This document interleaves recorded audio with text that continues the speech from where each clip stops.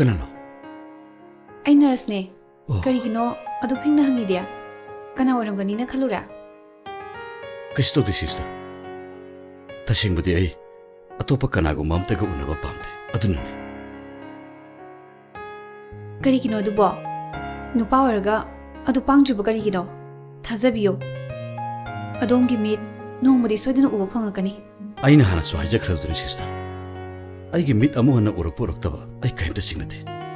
Urakta tholasu mazuda yinumai tabam tale. Ado thamo yamna sokpa maram ama leramdo male. Kari maram gino aishu khangba yagadro. Masigi lana yi wafam ni sister. Ay kanata su masigi maramda wari sanaba pamte. Oh, sorry. Hare, matung do mo hangaroy. Adubu nurse amaga patient amaga leinagadaba mari tudi kaheningde. Aigi ming sanarai kawe. Matungda ming adong kangrase. Adongi ming senior heba natro. Mane. Aige kan mawaisingi sister na mind tawigano. Tasing na harap da sister. Ay hausi su hingduna leiba pamtre. Miyoiba haibasidi awaba, nungaiba, ningba, thungba thungdaba mayam amna sema punchini haine. Nangona thokliba thongdoksing nangna thankini khalabadi yamna langani. Engoda su kari tholokani haiba nangna khangba ngamrane. Ningba thungdaba amagidamak sigena khalabadi mioi boina pokliba punsidu karibu ganari. Sister, kay gumam tang jageba. Hangune. Sister bu yung kay palabra. Pandri karigino. Ay shodum na kale. Sister ki saksu uba phangdre. Adubu nakong na tariba dongi kunjel sina taklibade. Adongi saksu su karimta taramo. Wadi warobinu karigumam ta gangjage. Sister ki khangna chanaba nungsinaba miga leibra. Adom na khangmining se karibuno ai bhap tajaba ngamjadre. Aigidi adugumba amta leijade. Oh, adunani sister. Aigi thamoin da sakliba maijakse. Sister na khangma ngamdre. Hoi, ayak pangdaba mi amati oiramba yai. Adubu lenna siktriba mina lengi mahudi khangma ngamde haibaduni.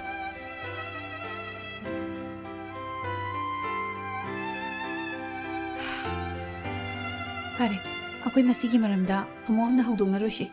Aigi tawdi patient amabu mapugding nungahenba ningthina seba tawba mashi kaktani. Se, potharase. Ay khangi sister. Ay sister ki mafamda warawam talaiti. Aigi ming sister kawdiye. Sanarai kawe.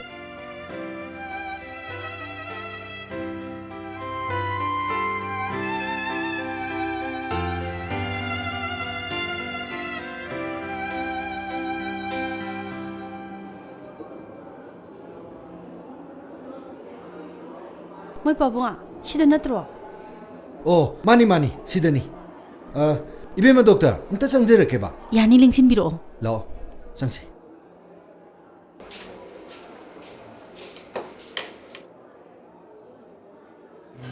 Aina dombu kaujariba se atagi nate. Aikoi doctor mayamna ibungo senior gi case ase munna khanaraba matungda aroi boina lepa warep to amuktang khanganjege tawbani.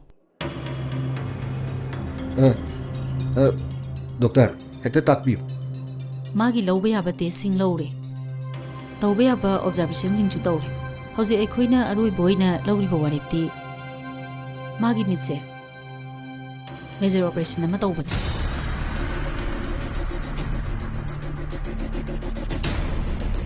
Doctor, maduda doctor hoigi singna belaibra. Operation tu tawraga magi mitsi adu murakadaba natra. Ugani, soidan ugani. Adubu masibit manungi jangsinba akupa singi nauri singi mafamda sopo oibana. Risky oidabadi natte.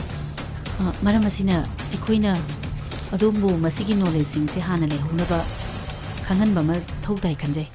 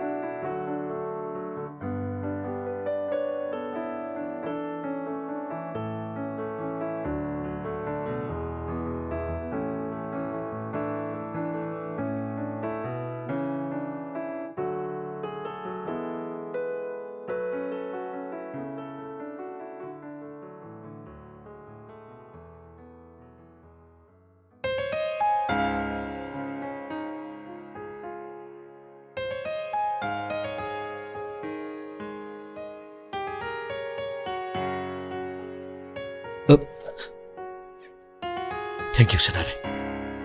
Yengu, I do pilot the misa I have to it. Mitsu Bangantre. I think Paminaba, me and Tammy. Ay lagi sidi, ay nananggi nating panganita mo. Nang nananggi mit amuhan na urak na. Nasagi na kong na nasana tandalip sa bangam drifaw. Ay nananggi nating soy din na pangani. Sanare, nangi konjal si Yamnungsi. Nangi wangang da minungsi leba. Puning togot pagi suryaw. Ay kanadraba punsista. Nangi konjal si nang masiti.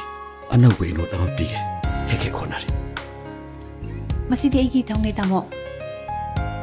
Tamo na ay butaga pipsi taraga. Ay gitaw pang tokpada may paikan na. Tamoy da nungay jaba po eh.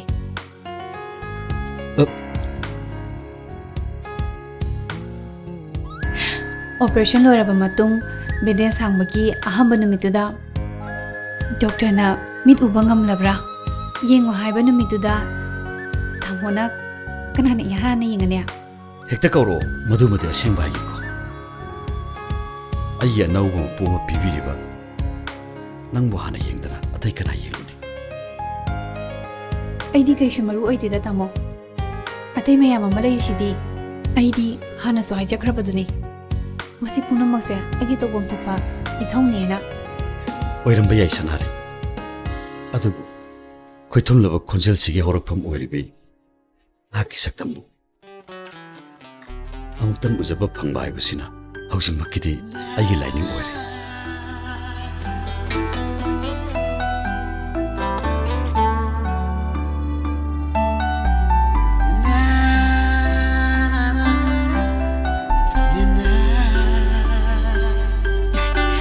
Good morning, Tamo.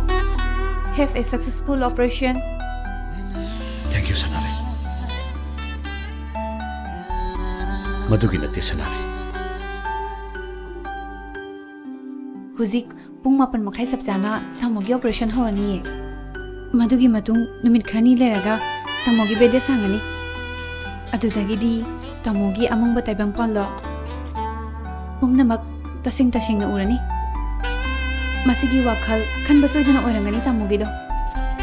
Adu bawsiti ubadi pamlabre. Subnagi nangi saktang amutang uzaba fangnaba. Adu natrabadi kari wakan khaliba Tamogi pukningda jingnaba leibro. Singnaba singnadaba aigi famda kashik tuidukte Sanare. Karigumba operation mai pakpa ngamdaduna. Aigi punsigi oina mit tamba tarabasu maduda aigi ningamdaba amata leiraro. Nangna soibu maraibak thiriba misak amani khallaga ngahak minungsi pokpirambaduna aigi Abenao oirge. Kaino Tamo operation toromdai ning hakchang nungaina legadam tamsida Tamona dugumba nungaitaba wakan khanbiridi Ishorda thajaba thambiyo Tamogi operation do soidina mai pakani. Sanare nangi thajabagi lisingduna aina nangongda jang yengjenabagi tanja ama piniglo. Madumagna aina operation tausi yakibani. Madu nalamjabade aina hujik mit uruduna karibu kanaba phanglokini.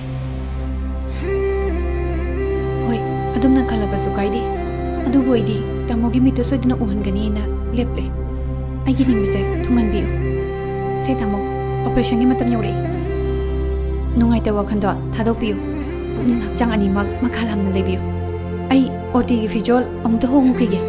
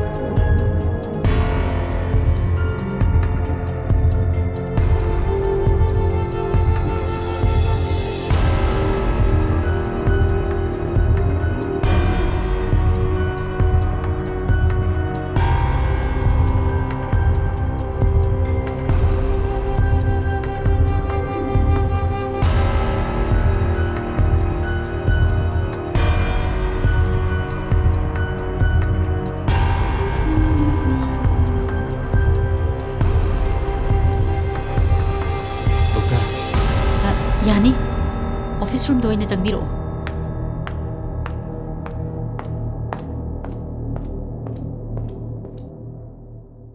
Nungsa thuwiru no khuraingo.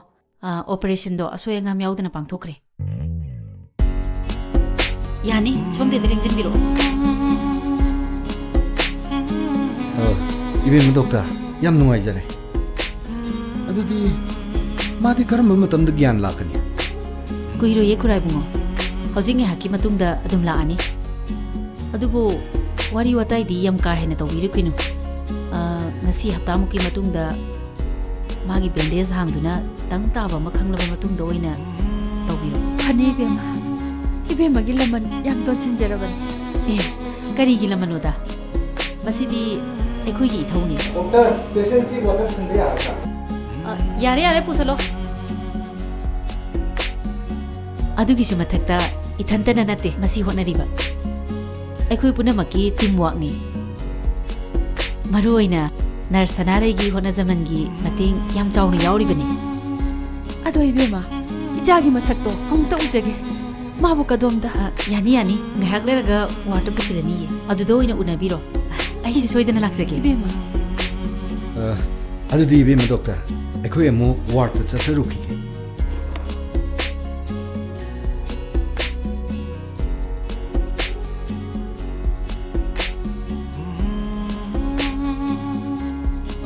Yaujari. Ngwa, noi khara sango.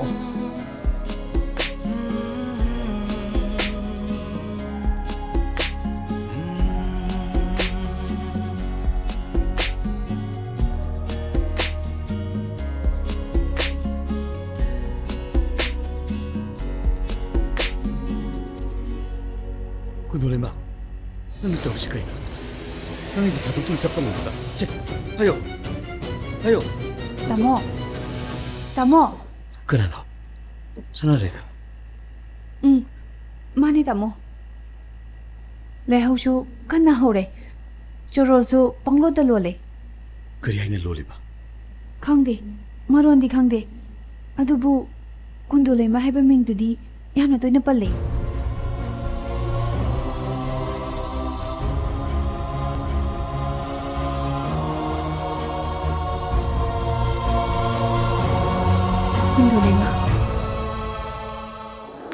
Good morning, doctor.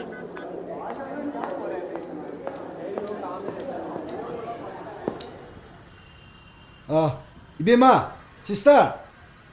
Somda ngakta lengselo. Au pabong. Aibu ko bibadi kari lerage pabo. Handak nangna aigi chagi laibak thiba thodok yam ningthina hotnabibasi ubada ipa yam pele. Adu ibema nang ipada nangi apamba matadi hayudana. Karimta chingnaruno. Chumna sum nangi apamba matang ipana nangonda piba ngamlabadi ipagi thamoise pengadara khanbadagini. Nangi tawimalgi mamalni kainadi khangana. Madugi awamandone pabong akoina sarkari phangliba tolopse. Pabungna aigi thaba amadi aigi thobu ubiduna ngasi aibu thagapibasdegi hena atopa nungaiba ma aigi famda laitre. Khangdre bema. Aigi wangangda aranba yaurabas warubigana. Ahaloisilaknaba haibasi macha masusingi khanbada ingaw ngawi palefam khangde. Nangna ngasi aigi cha seniaibu luna tawiriba magi seba tawada thawai yawiriba dugum tungkoina yengsinbigadawa imo amadi pami.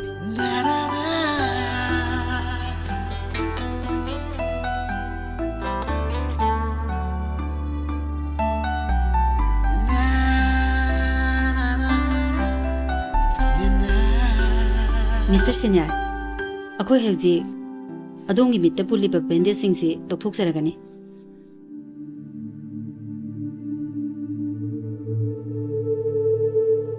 Aina domda matang-matangi oina instructions sing pijarakpada adomna khara inbiba tare ko. Pani doctor. Sister, bende si dokthokse.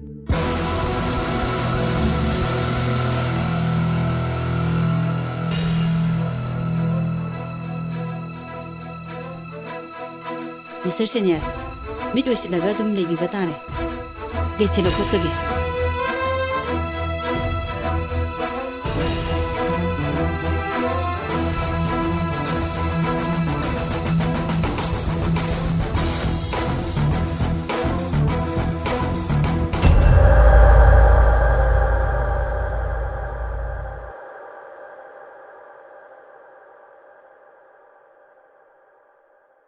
ꯀꯝꯗꯧꯔꯤ mister senior ꯃꯤꯠ ꯑꯅꯤꯗꯣ ꯅꯤꯡꯊꯤꯅ ꯎꯕ ꯉꯝꯕꯤꯔꯕ꯭ꯔꯥ ꯑꯩ ꯍꯥꯟꯅꯒꯨꯝꯅ ꯎꯕ ꯉꯝꯖꯔꯦ doctor congratulation mister senior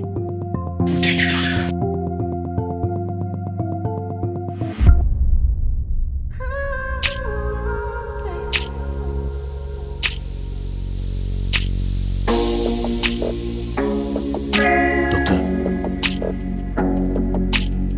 sister ꯁꯅꯥꯔꯩꯕꯨ ꯃꯤꯁꯇꯔ ꯁꯦꯅꯤꯌꯔ ꯅꯔꯁ ꯁꯅꯥꯔꯩꯗꯤ ꯑꯇꯣꯞꯄ ꯍꯣꯁꯄꯤꯇꯥꯜ ꯑꯃꯗ ꯑꯇꯣꯞꯄ ꯃꯐꯝ ꯑꯃꯗ ꯉꯔꯥꯡ ꯇ꯭ꯔꯥꯟꯁꯐꯔ ꯇꯧꯈ꯭ꯔꯦ ꯍꯥꯎ ꯑꯞꯁꯦꯠ ꯅꯪꯒꯤ ꯃꯥꯏ ꯄꯥꯛꯄ ꯅꯨꯃꯤꯠ ꯑꯁꯦ ꯃꯥꯅ ꯎꯖꯔꯝꯃꯕꯗꯤ ꯀꯌꯥꯗ ꯍꯔꯥꯎꯔꯝꯒꯗꯕ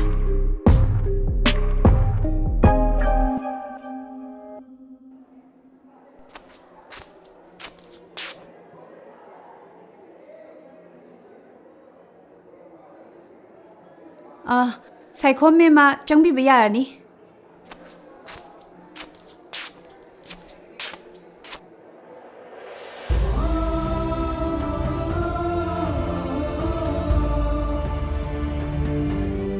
ꯅꯥꯎꯔꯦꯝ ꯏꯕꯣꯇꯣꯟ ꯆꯪꯕꯤꯕ ꯌꯥꯔꯅꯤ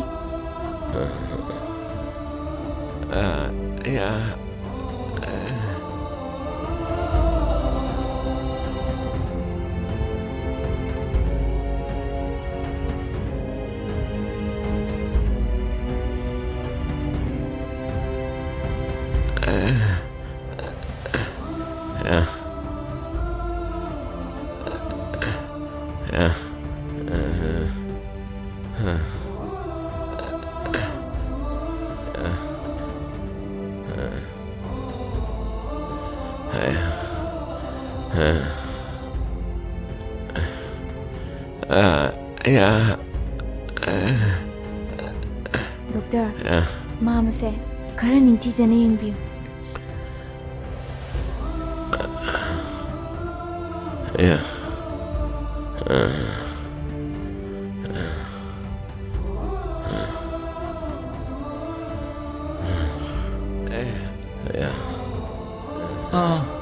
ꯁꯨꯝꯗꯧꯕꯅꯤ ꯏꯕꯦꯝꯃ ꯃꯥꯃꯒꯤꯁꯤ ꯒꯣꯜꯕꯗꯗ ꯅꯨꯡꯒꯨꯝꯕ ꯂꯩꯔꯝꯒꯗ꯭ꯔꯥ ꯍꯥꯏꯅ ꯆꯤꯡꯏ ꯑꯗꯨꯕꯨ ꯆꯞ ꯆꯥꯕ ꯈꯪꯅꯅꯕ ꯈꯨꯠꯂꯥꯏꯗꯤ ꯂꯩꯇꯦ ꯀꯝꯗꯧꯁꯤꯒꯦ ꯗꯣꯛꯇꯔ ꯑꯩꯗꯤ ꯃꯗꯨꯒꯤ ꯃꯔꯝꯗ ꯀꯔꯤꯁꯨ ꯈꯪꯖꯗꯦ ꯀꯔꯤ ꯇꯧꯒꯅꯤ ꯍꯥꯏꯕꯗꯨ ꯗꯣꯛꯇꯔꯅ ꯍꯦꯛꯇ ꯇꯥꯛꯄꯤꯌꯨ ꯇꯁꯦꯡꯅ ꯈꯪꯗꯣꯛꯀꯦ ꯍꯥꯏꯔꯕꯗꯤ ꯏꯝꯐꯥꯜ ꯆꯠꯂꯒ ꯑꯦꯛꯁ-ꯔꯦ ꯑꯜꯇ꯭ꯔꯥꯁꯥꯎꯟꯅꯆꯤꯡꯕ ꯂꯧꯕ ꯇꯥꯕꯅꯤ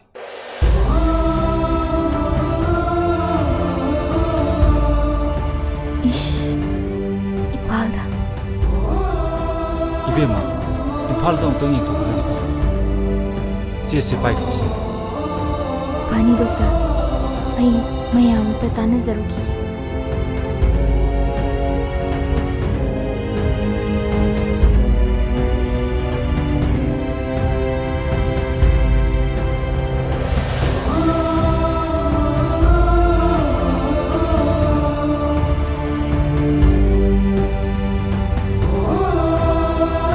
Sibo kari gidamana masak silot na ba phina kumjilaga yama kana hotnari basa hoi khungung asida leiba aisu phanadi kuiraba adubu maha asi nomuta su uba phangde noma khaktangdi ngasigi asigum ahalasi puraga layeng bala numittu su magi masakse adum lone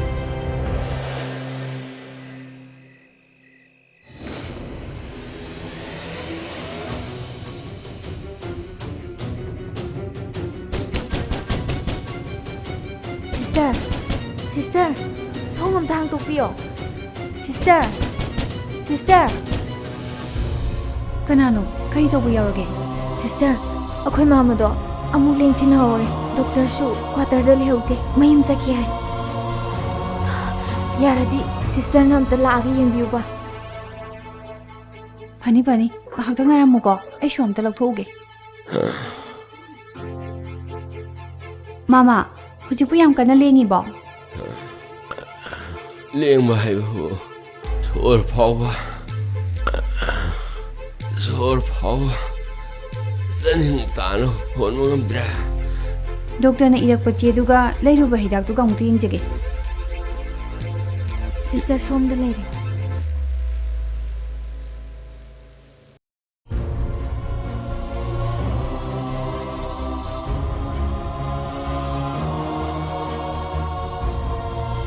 ꯍꯧꯖꯤꯛꯀꯤ ꯆꯤꯛꯄ ꯅꯥꯕꯁꯦ ꯐꯅꯕ ꯍꯤꯗꯥꯛ ꯑꯝꯇ ꯀꯥꯞꯊꯣꯛꯁꯤ.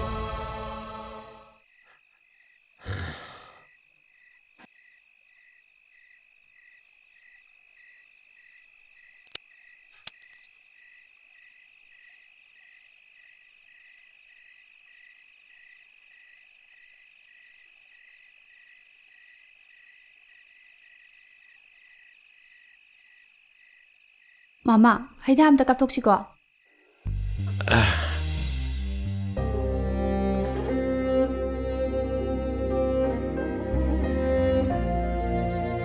ꯃꯥꯃꯒꯤ ꯍꯛꯆꯥꯡꯁꯦ ꯈꯔ ꯀꯟꯈꯠꯅꯕ drip ꯑꯃꯗ ꯀꯥꯞꯊꯣꯛꯁꯤ. ꯏꯁꯤꯡ ꯑꯁꯥꯕ ꯈꯔ ꯂꯨꯝꯕꯤꯔꯛꯑꯣ. ꯋꯥꯇꯔ ꯕ꯭ꯔꯦꯛ ꯑꯃꯁꯨ ꯌꯥꯍꯟꯁꯦ. ꯍꯣꯏ ꯁꯤꯁꯇꯔ.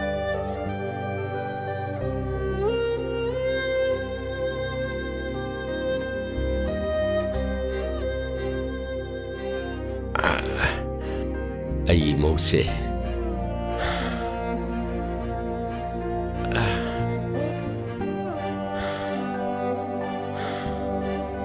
ꯃꯧꯁꯦ ꯃꯔꯥꯏꯕꯛ ꯌꯥꯝꯅ ꯊꯤꯔꯕꯅꯤ.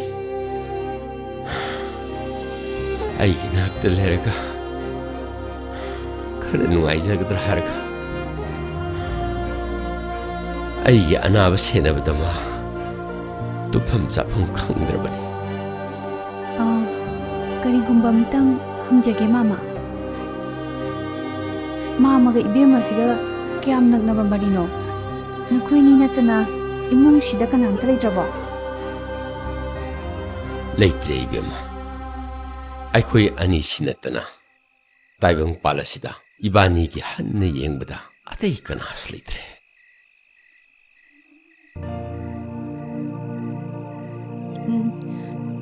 ꯑꯗꯨꯒ ꯋꯥꯐꯝ ꯑꯃꯅ, ꯀꯔꯤꯒꯤꯅꯣ ꯃꯥꯅ ꯃꯇꯝ ꯈꯨꯗꯤꯡꯃꯛꯇ ꯃꯥꯒꯤ ꯃꯥꯏꯊꯣꯡꯁꯦ ꯐꯤꯖꯤꯅ ꯈꯨꯝꯗꯨꯅ ꯂꯣꯠꯅꯕ ꯍꯣꯠꯅꯔꯤꯕꯁꯦ?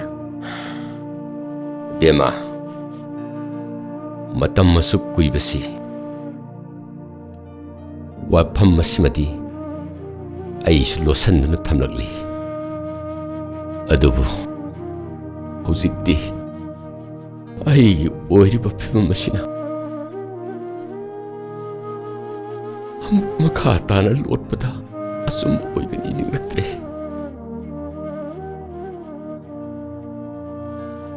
ꯀꯔꯤꯒꯨꯝꯕ ꯑꯩꯅ ꯐꯠꯇ ꯅꯨꯡꯗ ꯊꯣꯛꯈ꯭ꯔꯕꯗꯤ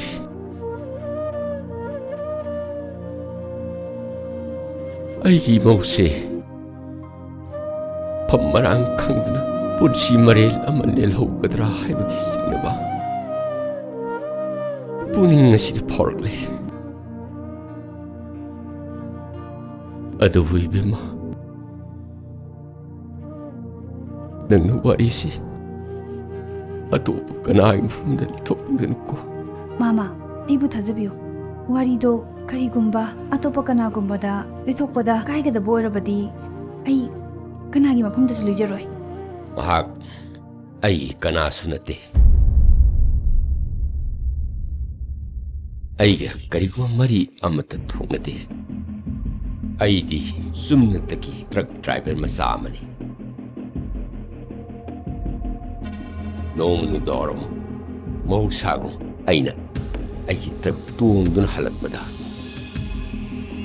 ꯂꯝꯕꯤꯒꯤ ꯃꯇꯥꯏꯗ ꯅꯨꯄꯤ ꯃꯆꯥ ꯑꯃ ꯑꯁꯤꯕꯒꯨꯝ ꯁꯣꯛꯂꯒ ꯇꯥꯗꯨꯅ ꯂꯩ.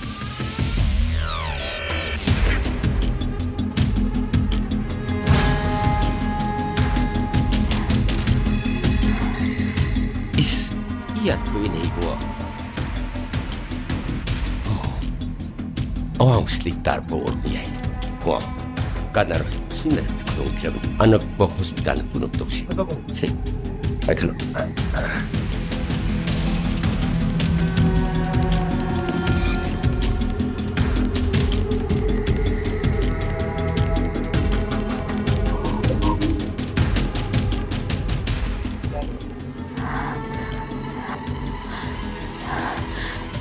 ꯀꯗꯥꯏꯗꯅꯣ ꯑꯩꯅ ꯂꯩꯔꯤꯁꯤꯕꯣ? Bema, yan tarabo. Ay koy hudik leiribase, gari manungdane. Huzikna hospital na salibane. Nate. Ay bu hospitalda pubiyo. Ay bu hospitalda pubiyo. Nang isoy film masida hospital na satrabali kamay tawni. Baba, ay ako ba ay nakulong ay bu hospitalda pubiyo. Ay bu kadai mo ba takot na.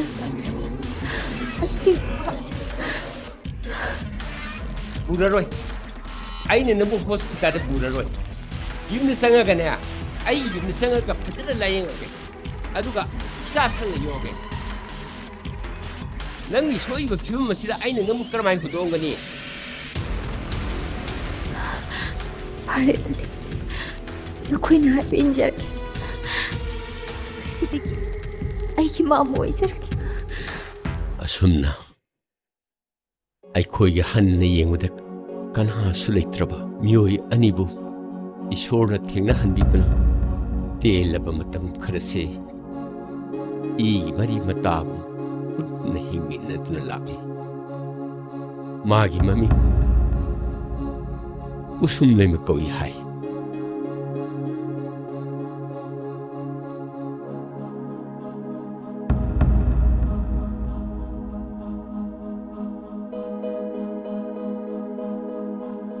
kusum leimana imung asidi hek sangakpadagi ai hana oiramba mafam marang khangdraba punsi marel aduga yamna khenaba marek mahau thokpa punsi mahing amat lakpa horpada ngari adu ai gi nungai rabus ishorna tambiram dramalene Hozikti Ishasisu laina pakle Anabagi sena koni Hedo na heraba matamusiktadi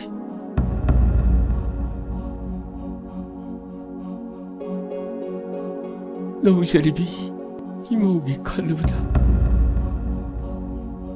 Ay makata na rodpase Da thamma pamlaktre ibema Mama Mama na magi maramda arot pamta thamba pamdi di haibiraga magi maming kusum lai makawi haibasi mama na kadai fawba achumbani khanbibage Naurabi le sabi macha amana achikpa lambida matomda soktuna asibagum taramba matau karamna kari maramdagino haiba asengma maramdu thigat pidriba karigino tasengmadi ibema ai imona magi maramda thigatpa Mabu miyam mamangda yamna mayek sengna phuyokpado yamna kanna yakidabadagini adu sumathakta aina su mabu aibu amuk thadoklamna satkhigatra haibagi akiba aingonda phawkibagdagini